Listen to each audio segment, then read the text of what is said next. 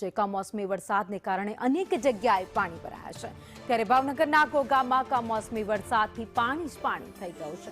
રસ્તાઓ પર વરસાદી પાણી ભરાતા વાહન વ્યવહાર ઠપ થયો છે। કુકડથી પાણીવાળી અને અલંગ સિયાનના રસ્તા ઉપર અત્યારે પાણી ભરાયેલા જોવા મળી રહ્યા છે। તો તણસા, ત્રાપજ સહિતના રસ્તાઓ પર વરસાદી પાણી ફરી વળ્યા છે। કોઝવે પર વરસાદી પાણી ભરાતા વાહન વ્યવહાર ઠપ થઈ ગયો છે। કમોસમી વરસાદ પડતા પાકને પણ મોટા પાયે નુકસાન થવાની ભીતિ ખેડૂતોને સેવાઈ રહી છે।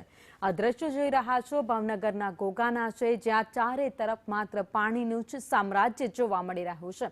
ભારે વરસાદને કારણે કોઝવે ઉપર પાણી ફરી વળતા રસ્તાઓ બંધ કરવાનો વારો આવ્યો છે।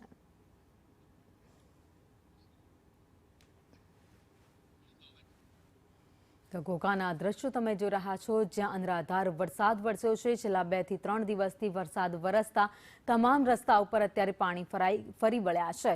તો ભાવનગરના કુકડ, ઓદરકા, પિથલપુરમાં પણ વરસાદ વરસતા પાણી ભરાયા છે। તો વાવડી, સણોદર, કંટાળામાં પણ પાણી ભરાઈ ગયા છે। તમામ જે ગામડાઓ છે કમોસમી વરસાદમાં તરબોળ થઈ ગયા છે। હવે પાણીનો નિકાલ ક્યારે થશે તેની લોકો રાહ જોઈને બેઠા છે। તો બીજી બાજુ સૌથી વધારે ચિંતા હોય તો તે ખેડૂતોને છે, કારણ કે જેમ ચોમાસામાં વરસાદ વરસે તેવી જ રીતે અત્યારે કમોસમી વરસાદ એ ભાવનગર જિલ્લામાં જોવા મળી રહ્યો છે। મેઘરાજા જાણે કે કોપાયમાન થયા હોય તેવી રીતે વરસી રહ્યા છે।